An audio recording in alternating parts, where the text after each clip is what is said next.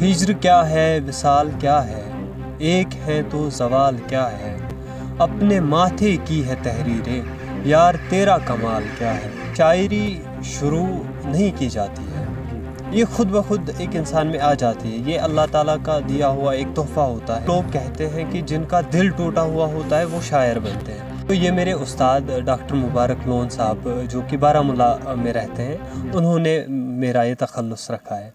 کشمیر میں ادب کی طرح ہمیں بچوں کا رجحان جو ہے وہ پیدا نہیں کرنا پڑتا ہے، بچے آلریڈی ادب کے ساتھ جو ہے وابستہ ہیں۔ بسم اللہ الرحمن الرحیم۔ السلام علیکم ناظرین، آپ دیکھ رہے ہیں کشمیر کراؤن، میں ہوں بلال شہبادی۔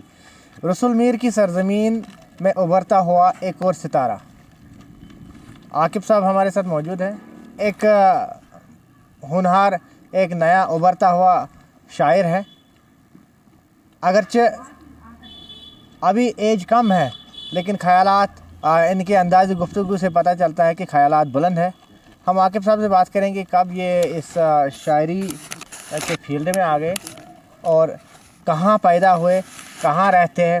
جی السلام علیکم۔ وعلیکم السلام۔ بہت بہت شکریہ آپ کا۔ جو یہ شاعری کا سفر ہے، سب سے پہلی بات تو یہ ہے کہ شاعری شروع نہیں کی جاتی ہے، یہ خود بخود ایک انسان میں آ جاتی ہے، یہ اللہ تعالیٰ کا دیا ہوا ایک تحفہ ہوتا ہے ایک انسان کے لیے۔ تو پھر کیا ہوتا ہے، پھر کچھ لوگ کہتے ہیں کہ جن کا دل ٹوٹا ہوا ہوتا ہے وہ شاعر بنتے ہیں، لیکن علامہ اقبال رحمۃ اللہ علیہ فرماتے ہیں کہ شکستہ ہو تو عزیز تر ہے نگاہ آئینہ ساز میں، تو بچا بچا کے نہ رکھ اسے، یہ دل جو ہے اسے بچا بچا کے مت رکھو، اسے ٹوٹنے دو، جتنا یہ ٹوٹے گا اتنا اللہ کی بارگاہ میں یہ عزیز ہوگا، افضل ترین ہوگا اللہ کی نظر میں۔ زندگی کے بارے میں پہلے بتائیے، کہاں رہتے ہیں، کہاں پیدا ہوئے، تو کس طرح آئے شاعری؟ میرا تعلق ویری ناگ کے ایک چھوٹے سے گاؤں ہالسڈار سے ہے، میں وہیں رہتا ہوں، وہیں پیدا ہوا ہوں۔ ابتدائی تعلیم بھی وہیں حاصل کی، ایس این پی اسکول ہالسڈار، چونکہ وہاں پہ جو تعلیم دی جاتی ہے، بچوں کو علم جو دیا جاتا ہے، وہاں پہ اچھی طرح سے ایک بیس جو بنتی ہے بچے کے خیالات جو ہے وہ اچھی طرح سے ابھرتے ہیں، نکھرتے ہیں، اور اسی طرح سے پھر ہم نکھر کے سامنے آتے ہیں۔ یہ اس سکول کی پہچان ہے اور یہ اسی کی دین ہے۔ اگر ہم کچھ لکھتے ہیں، کچھ الفاظ ہیں ہمارے پاس، تو یہ سب اسی سکول کا کرم ہے۔ تو کب سے یہ آپ نے لکھنا شروع کیا اور کتنا لکھا آپ نے؟ میں تب 8ویں جماعت میں پڑھتا تھا جب میں نے شاعری شروع کی تھی، شاعری لکھنا شروع کی تھی۔ ابھی تک میں نے زیادہ کچھ تو لکھا نہیں ہے، لیکن اتنا کم بھی نہیں ہے کہ آج چونکہ آپ نے مشاعرے میں دیکھا، میں نے جو نظم پڑھی وہ حال ہی میں لکھی تھی، میں نے تازہ نظم تھی۔ کچھ اشعار ناظرین تک آپ پہنچائیں گے؟ جی بالکل۔ شعر ہے کہ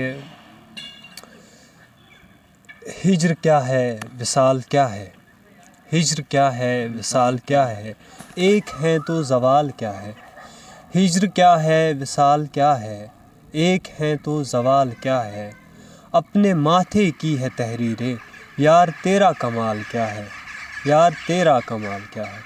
ایک جہنم ہے ایک ہے دنیا، ایک جہنم ہے ایک ہے دنیا، ہو بہو ایک جیسے ہیں۔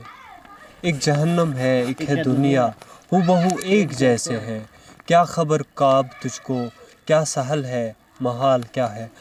اور آخری شعر اس کے ساتھ ہی زحمت تمام، ہم کے واقف نہیں جہاں سے ہم سے کیا پوچھتے ہو، ہم کے واقف نہیں جہاں سے ہم سے کیا پوچھتے ہو، ہم خدا دوستوں سے یار تجھ کو ملال کیا ہے۔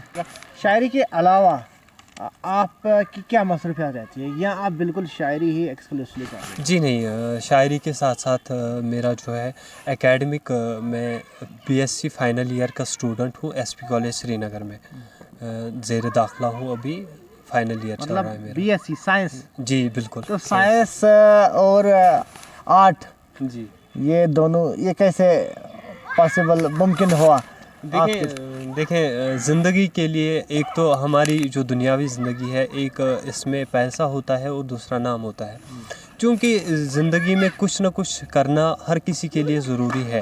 اگر اب میں کہوں گا کہ مجھے پیسے کی ضرورت نہیں ہے تو وہ ہر کسی کو ہے، لیکن چونکہ دوسری طرف سے جو اللہ تعالیٰ نے ہمارے دل میں رکھا ہے وہ ہے لگاؤ شاعری کی طرف، شغف شعر و ادب سے، تو وہ جاری رکھنے کے لیے نہ ہمیں کسی چیز کی ضرورت پڑتی ہے، نہ دیکھیں یہ ایک قدرتی تحفہ ہے ہمارے اندر، اور جو باقی ہے وہ ہم دنیاوی زندگی کے لیے کرتے ہیں۔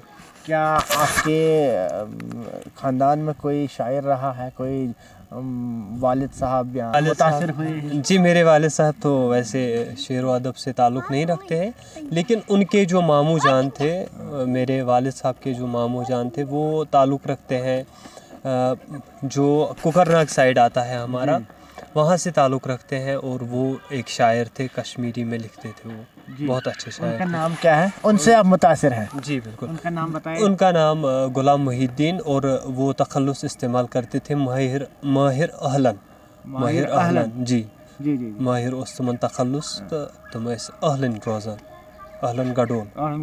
یہ آپ بھی لکھتے ہیں، آپ کو پتہ ہے کہ شاعروں کا جو شاعری نام ہے تخلص کہتے ہیں اس کو، تو آپ نے کون سا تخلص استعمال کیا، اور کیا جان کے تخلص، مطلب کیسے یہ تخلص آپ کے ذہن میں آئے یہی استعمال کرنا ہے؟ جی میرا تخلص، چونکہ میرا اصل نام عاقب حسین ہے، اور تخلص میں کعب شہبادی استعمال کرتا ہوں۔ کعب کے معنی ہوتے ہیں تخت بزرگی، تو یہ میرے استاد ڈاکٹر مبارک لون صاحب جو کہ بارہ مولہ میں رہتے ہیں، انہوں نے میرا یہ تخلص رکھا ہے۔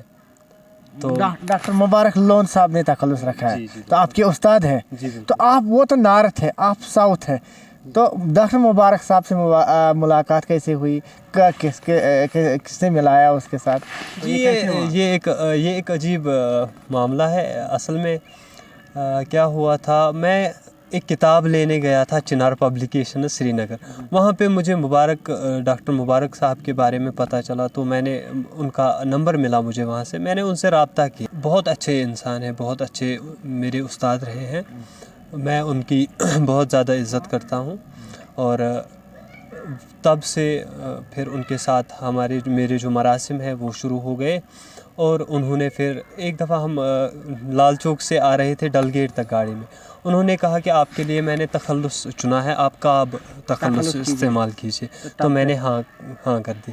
تب سے آپ کعب تخلص کرتے ہیں؟ جی بالکل۔ تو کیا کیا لکھا آپ نے؟ غزلیں لکھتے ہو، نظمیں لکھتے ہو، کیا لکھتے ہو؟ کس کی طرف آپ کا رجحان زیادہ ہے؟ جی غزلیں، نظمیں، اور جو نثر ہے ہمارا اس کی طرف بھی بہت زیادہ رجحان ہے۔ میں ناولیں پڑھتا ہوں، ناولیں میں پسند کرتا ہوں، چونکہ جو پھر ہمارے حالات، جو روزمرہ کے زندگی کے حالات دیکھتا ہے انسان، ان کے متعلق لکھتا ہے، یا کچھ اور دیگر معاملات ہوتے ہیں اپنے سوسائٹی کو لے کر انسان دیکھتا ہے کہ کیا چل رہا ہے کیا نہیں چل رہا ہے، اس کو لے کے دیکھتا ہے انسان، تو وہ لکھتا ہے انسان۔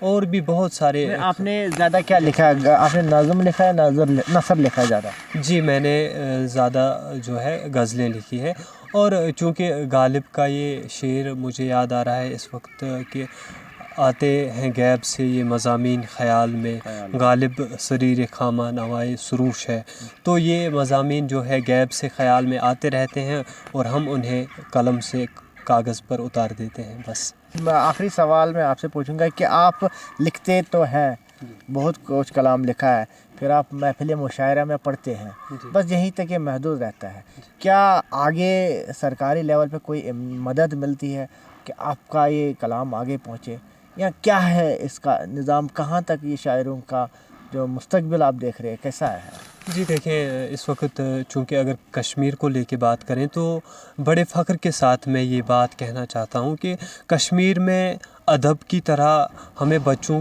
کا رجحان جو ہے وہ پیدا نہیں کرنا پڑتا ہے، بچے آلریڈی ادب کے ساتھ جو ہیں وابستہ ہیں۔ یہ شکر ہے اللہ تعالیٰ کا کہ کشمیر میں لوگ ادب سے جڑے ہوئے ہیں، چونکہ جو ہماری تنظیمیں ہیں، پرائیویٹ تنظیمیں، جیسے کہ پچھلی دفعہ اردو ہے میرا نام کی طرف سے ایک مشاعرہ ہوا تھا، یا بہت ساری این جی اوز ہیں جو خود بخود کام کرتے ہیں، جو ادب سے لگاؤ رکھتے ہیں اور ہمیں پلیٹ فارم مہیا کرتے ہیں۔ یہ تھے ہمارے ساتھ عاقب، یعنی کعب تخلص رکھتے ہیں، یہ شاہباد بالا میں رہتے ہیں، ہلسی ڈار میں ان کی پیدائش ہے۔ BSc स्टूडेंट है, लेकिन शगफ देखिए कि शायर जब कहते हैं तो ऐसा नहीं लगता है कि काब जो है इसको साइंस की तरफ, ये साइंस पढ़ रहे हैं, ऐसा लग रहा है कि बचपन से उन्होंने सिर्फ आर्ट और आर्ट के साथ ही वाबस्ता रहे होंगे। लेकिन शगफ है, शायरी खुद ब खुद आती है और दुनियावी तालीम ये BSc करते हैं। BSc स्टूडेंट एक बहुत बड़ा शायर अभी भी है और आगे बहुत बड़ा शायर बनने वाला है। बहुत शुक्रिया आपने हमसे